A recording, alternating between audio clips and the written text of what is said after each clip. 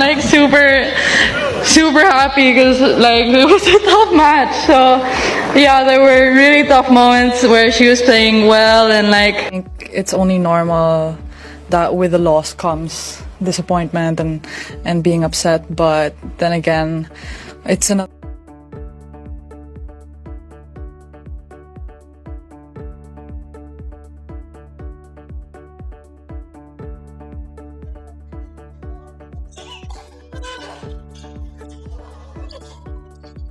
The rise, the fall, and the $45 million lie at the heart of Alex's Melbourne Meltdown.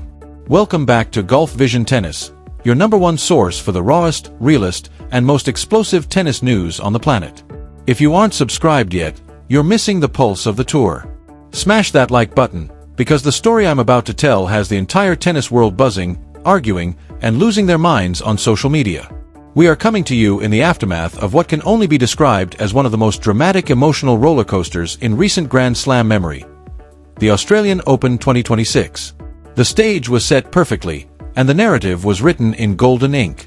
The Queen of the East was supposed to ascend her throne before a roaring sea of red, blue, and white.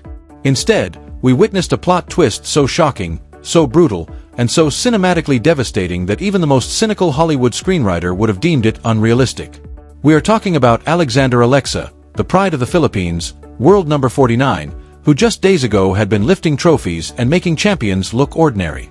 She walked onto court 6 at Melbourne Park, which instantly transformed from a tennis venue into Little Manila, a fortress of Filipino pride, a carnival of dreams and expectations. For 34 glorious minutes, it seemed like a coronation ceremony, as she handed American powerhouse Alicia Parks a bagel, a humiliating, confidence-crushing statement that had everyone on their feet. Alex Eala's dream debut at the Australian Open began with a soul-crushing 6-0 first set that had the crowd absolutely deafening, Philippine flags waving like a liberation army had arrived, and the internet collapsing under the weight of celebration posts and premature victory declarations. For 34 glorious minutes, it seemed like a coronation, but in the blink of an eye, everything changed. American powerhouse Alicia Parks woke from her nightmare, her serve clicking into place like a weapon being loaded, aces raining down like missiles from a bomber squadron. In just 1 hour and 56 minutes, the dream debut transformed into a nightmare exit. 0-6, 6-3, 6-2, and Parks advanced to the second round while Alex Eala packed her bags, at least for the singles draw. But the story didn't end there.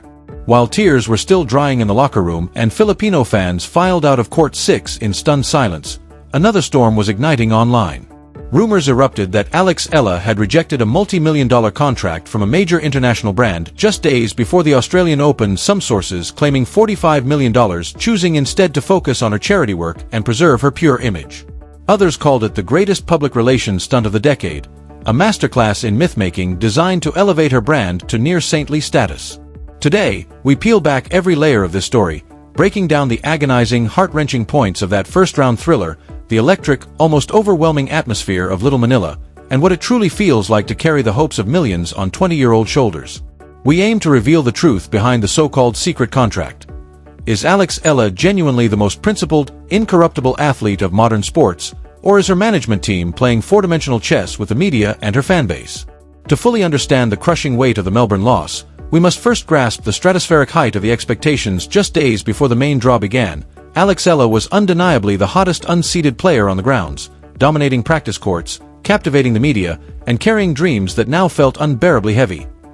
Alex Eala had been building momentum on the tour long before Melbourne, winning actual silverware against top-tier competition. She claimed victory at the Cannes Classic, and this wasn't just some exhibition. She had beaten seasoned Olympic silver medalist Donna Veitch twice in 2 weeks in highly competitive matches.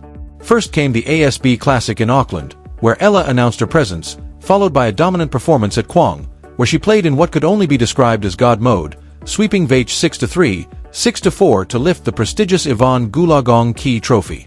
The significance of that win cannot be overstated. Yvonne Goolagong is Australian tennis royalty, a living legend, and for a 20-year-old Filipina to hoist that trophy with a radiant smile after dismantling a top 20 caliber player sent shockwaves through locker rooms and press rooms alike. The media went wild. Golf News declared her the hottest player in Melbourne, while Pawnee News called it a statement victory, establishing her as a legitimate threat. She wasn't just a talented youngster with potential anymore. She was a contender. That victory accomplished 2 critical things. It convinced the massive Filipino fanbase worldwide that this was her year, and it painted a massive target on her back. Alex Eala was no longer the underdog everyone loved to cheer, for she was a genuine threat, someone opponents would prepare meticulously to face. Waiting for her in the first round of the Australian Open was Alicia Parks, a player with a serve powerful enough to knock a racket out of one's hands, but also notorious for inconsistency. On paper, based on recent form and momentum, Eala was actually the favorite, her quality wins signaling she could go deep into the tournament. Confidence was sky high, and the stars seemed to be aligning for something truly special on Monday, January 19, 2026, at Melbourne Park, Court 6. If you weren't there, you cannot imagine the atmosphere, the energy, the sheer noise. Unlike the cavernous Rod Laver Arena, where fans feel distant, Court 6 is intimate, with spectators practically on top of the players, their voices and energy radiating down onto the court. The Filipino community showed up in force, with queues stretching back to Rod Laver Arena, thousands draped in red, blue, and white. They weren't merely sitting, they were vibrating with anticipation. When Alex walked onto the court, the roar reportedly carried to neighboring courts. Players practicing nearby stopped in awe, unsure which champion had just arrived. It was Little Manila brought to life, a slice of the Philippines in Melbourne, and Alex fed off it like a true champion. The match began, and what followed was nothing short of a demolition. The first game alone lasted 20 points, with 8 break points in a war of attrition. Once Eala finally broke Park's serve, the floodgates didn't just open, they exploded. In 34 minutes, Eala delivered a perfect 6-0 opening set, her lefty forehand painting angles that seemed impossible, moving Parks around like a marionette and exposing movement issues that made a seasoned professional look clumsy. Back in the Philippines, group chats melted down, messages flew, and chants of "Let's go, Alex!" thundered so loudly that the chair umpire intervened multiple times, a rare occurrence that underscored just how electrifying the atmosphere had become. At that moment, it felt like Alex Eala could conquer the entire tournament. Alicia Parks looked completely lost, like someone who had wandered onto the court by accident. She had no answers to any of Ella's shots, no answers to the questions the match was asking. She wasn't just losing, she was being systematically dismantled, broken down piece by piece. Her first serve deserted her, errors were flying to every corner of the court, and to any casual observer, the match seemed over. Eala, already mentally in the second round and perhaps thinking about her upcoming clash with Karolina Machova, seemed untouchable. But tennis, like all great dramas, is never over until the final handshake at the net. Between the first and second sets, Parks staged a masterclass in sports psychology and mental resilience. She took a moment, went to the bathroom, splashed water on her face, looked herself in the mirror, and reset her entire mental approach. In her post-match interview, she later explained, "It was very difficult. I was expecting the crowd to be against me, but I also wasn't fully prepared for just how intense it would be. I just kept telling myself to stay in the zone, to focus only on my game." During that break, Parks realized she couldn't out-rally Eala in her current state, she would need to change the game entirely. Parks realized that if she stayed in long baseline rallies with Eala, the crowd would feed off every point Eala won, and Ella's consistency and court coverage would grind her into dust. She needed a different approach. She had to take the racket out of Ella's hands, attack aggressively, and finish points quickly, for better or worse. As the second set began, you could feel the atmosphere shift like a storm rolling in. Parks came out swinging with reckless intent, and incredibly, it started to work. From being down 0-6 in the first set, she surged ahead 3-0 in the second, and Little Manila, previously euphoric, fell into an anxious hush. But Eala showed the grit and fighting spirit that had made her beloved, clawing her way back to 3-3 and reigniting the crowd. That brief comeback gave hope, but Parks had found her rhythm and, more importantly, her confidence. She finished the match with 12 aces, each one a blinding yellow missile at 190 km/h, instantly neutralizing Ella's hard-fought points, demoralizing and mentally exhausting her opponent. Parks broke again to lead 5-3, then served out the set 6-3, leveling the match. Suddenly, what had begun as a seeming coronation was now a genuine dogfight, a test of nerves, strategy, and mental endurance.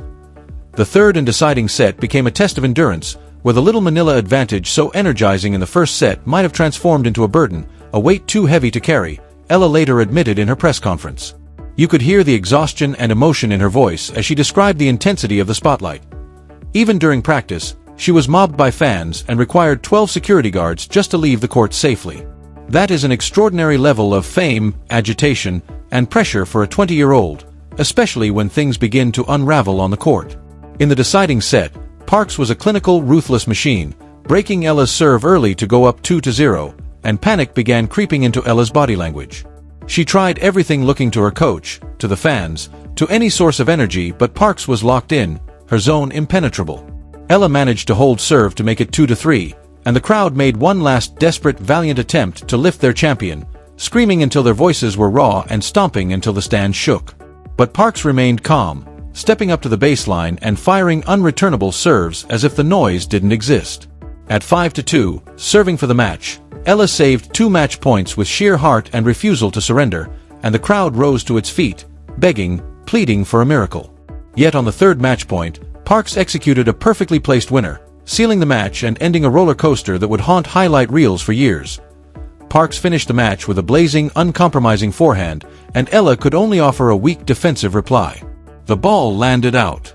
Game, set, match, 0-6, 6-3, 6-2. The comeback was complete. The silence that followed was instant and devastating.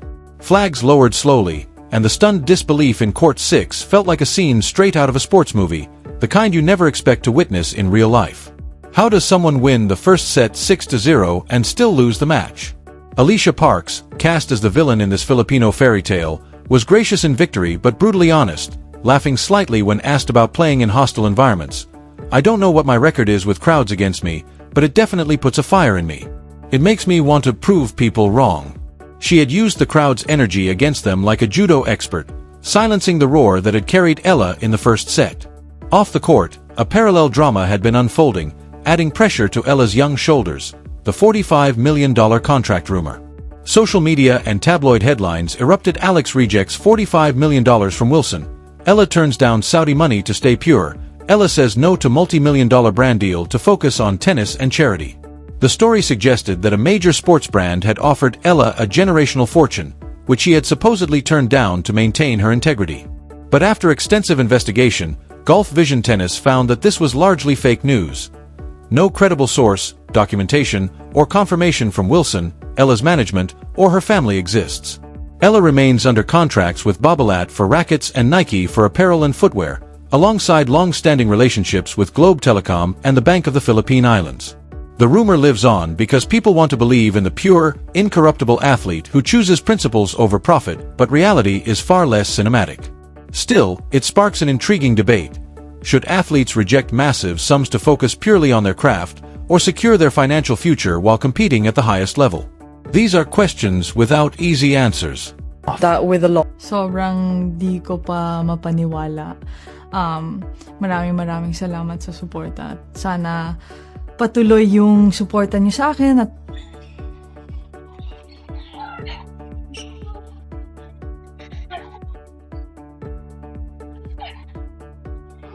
I think both of us are doing actually pretty well, so I know everyone else wants to see like the matchup. But I think it's pretty good to Parks 2-1, lap 6-6 straight, 6-2.